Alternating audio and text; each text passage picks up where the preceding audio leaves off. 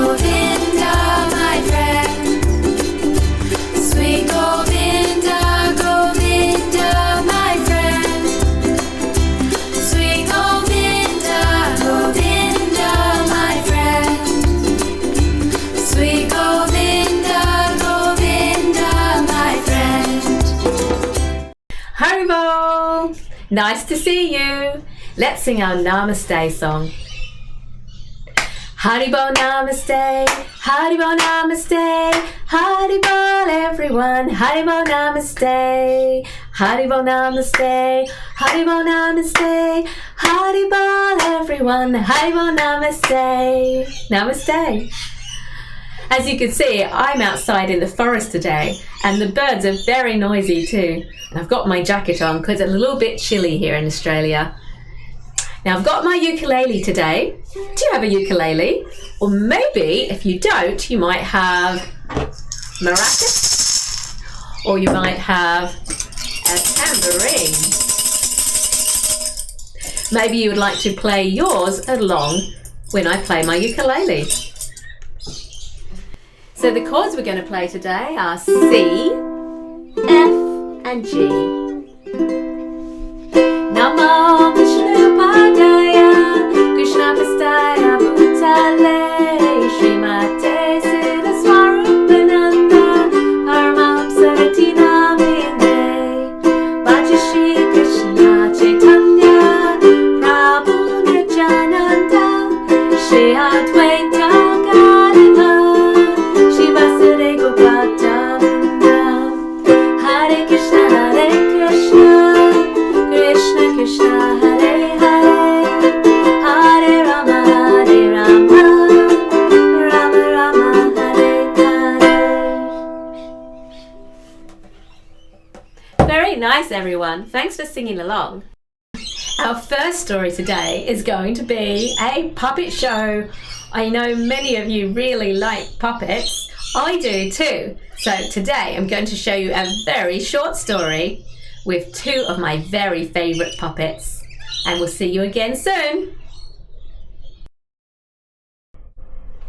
Haribol! I'm in my puppet theatre today. And my little puppets are going to be telling you a story about how special it is to have a friend. See ya! Once, a very long time ago, there were two very special friends. One was a monkey and one was a crane. They really got on well. You wouldn't really expect they would be friends because they lived in different environments. I live up in the trees, and I like to live in the wetlands, said the crane. But they were very close friends, and they did lots of things together. The monkey would climb up to the trees, and he would pick some nice, juicy fruits. And he would come down, and then he would feed them to his friend the crane. Here, I've got some really nice fruit for you. Thank you, said the crane. And the crane, he would go out and he would go and collect some nice long grasses and give them to the monkey. Monkey, monkey, hey, yeah. Hey, look, I've got some nice grasses for you. Oh, thank you. And monkey would use them to line his nest. One day when monkey was out walking, he came across a big juicy fruit. Oh, I want that fruit, he said. And he went down to get the big fruit, but unfortunately it was a trap. And he was stuck in a hunter's net. The hunter was trying to capture him and sell him at the markets. He was trapped and he called out, help, help, help. No one could hear his calls and he was stuck in this net all day long. In the meantime, Crane was looking for his friend. Oh, I wonder where Monkey is today. I haven't seen him all day. I've been looking. Oh,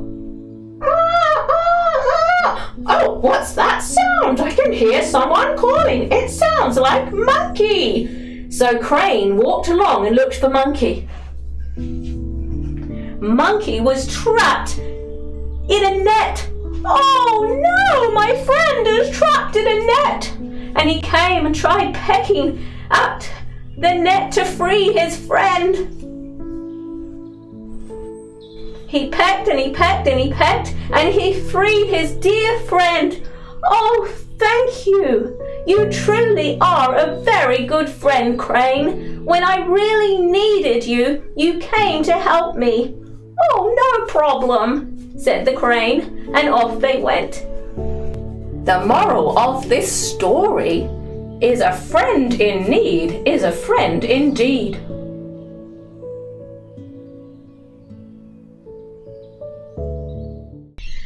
Thank you, you two, for telling us that story. Well, it's not just a story, you see.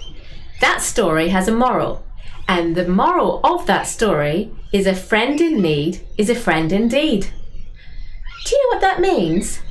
Well, it means a real friend is one that sticks with you through all your times of trouble.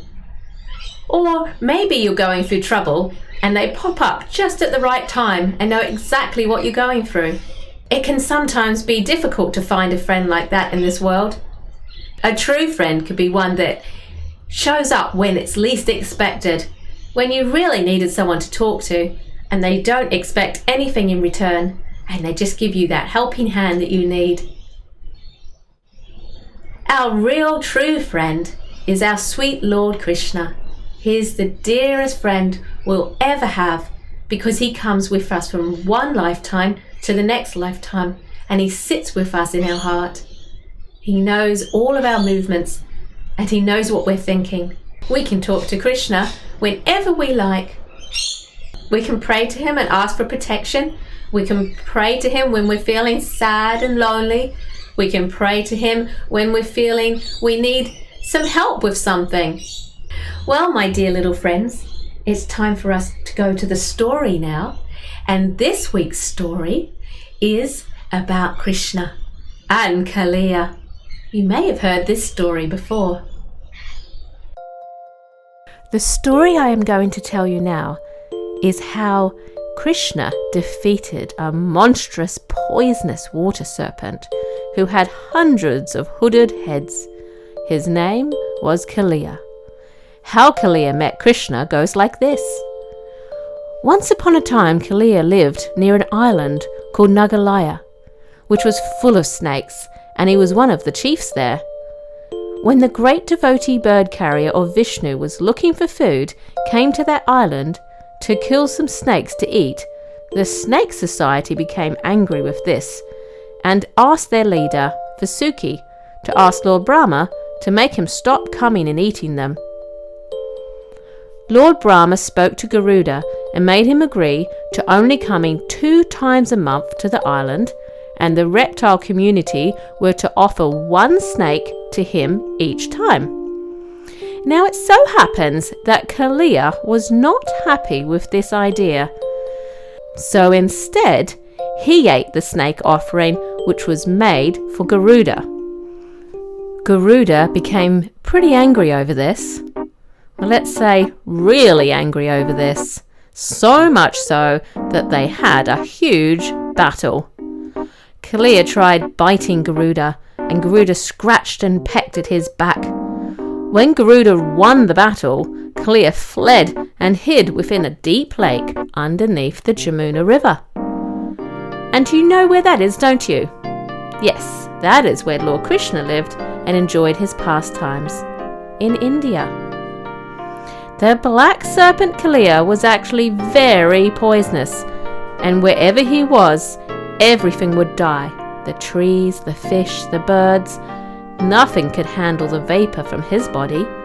It was now a very deadly place to be. The cowherd boys and their animals were all playing in the forest and decided to go drink the water at the Jamuna River. But when they did this, they all collapsed and were unconscious. When Krishna came to that spot, he saw they were all lying on the bank of the river. He glanced over them with his mystic powers and brought them all back to consciousness. Krishna was the cowherd boy's very, very best friend. Krishna is everyone's very, very best friend. In a very heroic mood, he tightened his belt, he climbed up a huge kadamba tree which was growing next to the river, and jumped into the poisonous waters. Kalia heard this sound and came up from the deep waters to see if he was being attacked. The serpent looked at Krishna for a moment and was astonished at how beautiful he was. But regardless of this, being an angry, envious snake, he grabbed Krishna with his mighty coils and tried to squeeze him. When the boys all saw this, they became stunned with fear. And when there were bad signs happening, like the earth trembling and meteors falling from the sky, the people of the village worried something was going wrong, and they all followed the boys' footprints to find where they were in the forest. Upon arriving at the river and seeing their dearest child in the water in the coils of a serpent, they were terrified. Mother Yasoda was so upset that she fell unconscious, and her dear friends brought her back to consciousness again by talking about the pastimes of her dear son Krishna. The cowherd men were ready to jump in the water and try and get Krishna themselves, but Balaram stopped them, saying Krishna will be able to take care of everything. Don't worry. Kalia kept Krishna in his coils for 2 hours. Krishna acted as though he was stuck, but hearing everyone crying, he immediately freed himself by expanding his body so Kalia couldn't hold him anymore. Kalia became very angry and tried to grab him, and even exhaled poison at him and threw flames at him through his mouths. But Krishna dodged the flames and the poison and pounced on top of his hoods. Every time one of Kalia's heads went to bite him, Krishna bounced onto another hood of the serpent. Kalia tried pushing him down, but he couldn't even, though he had 100 hoods, he couldn't even catch clever Krishna. It appeared that Krishna was dancing on top of the serpent.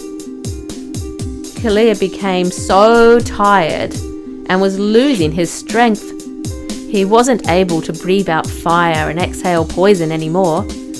He struggled now and could hardly lift one of his heads.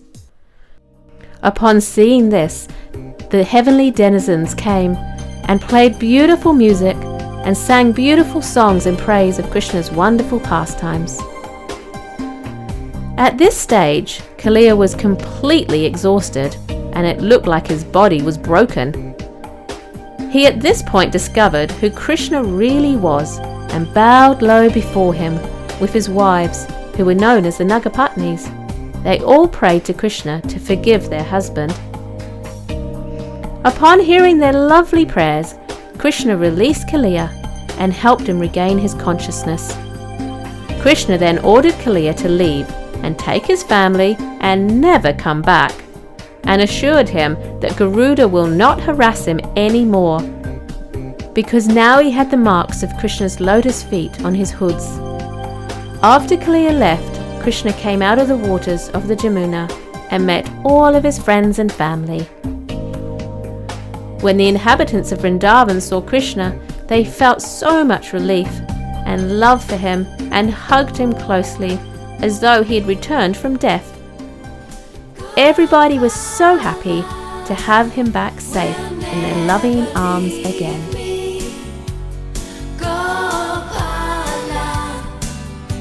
Will never disappear. Gopala, Gopala, Gopala, Gopala. He's my hero. He's my hero. And he's my friend.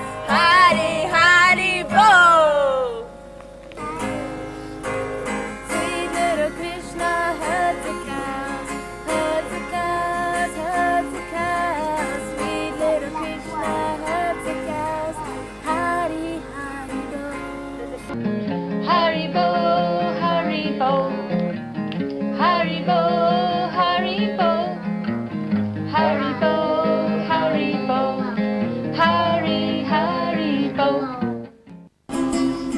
Sweet little Krishna takes care of me every day and everywhere. Sweet little Krishna takes care of me. Hari Hari Bo. How can we please you, Krishna? We pray. We want to please you in every way. How can we please you, Krishna? We pray. Hari Hari Bo!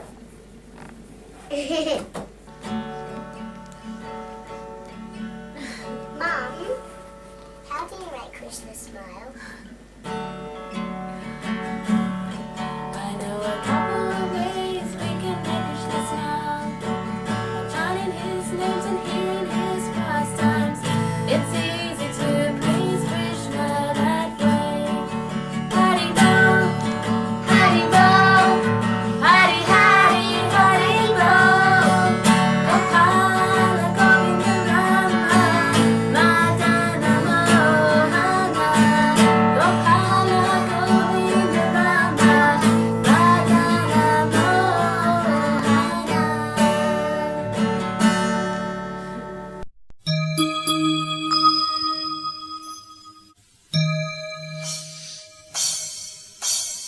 Krishna and Radha on the gopis, dancing in the full moonlight, and the peacocks called "Kawa, Kawa" as they danced in the full moonlight. Krishna and Radha on the gopis, dancing in the full moonlight, and the rainbow bells tinkled, ching, ching, ching, as they danced in the full moonlight. Krishna and Radha and the gopis, dancing in the full moonlight, and Krishna clapped, clap, clap, clap, as they danced in the full moonlight.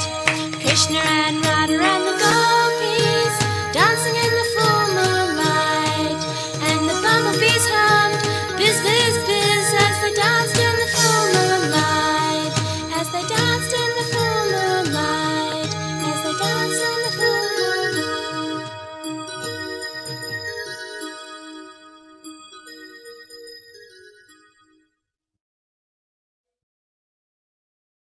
Haribo! I hope you enjoyed the stories and the songs today. We have our Balaram and Krishna dolls.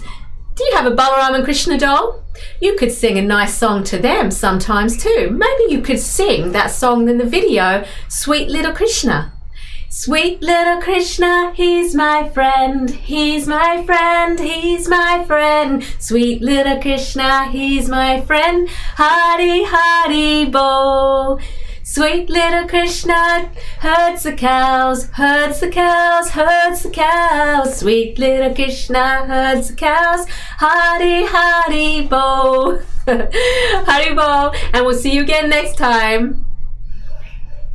Govinda, Govinda, my friend.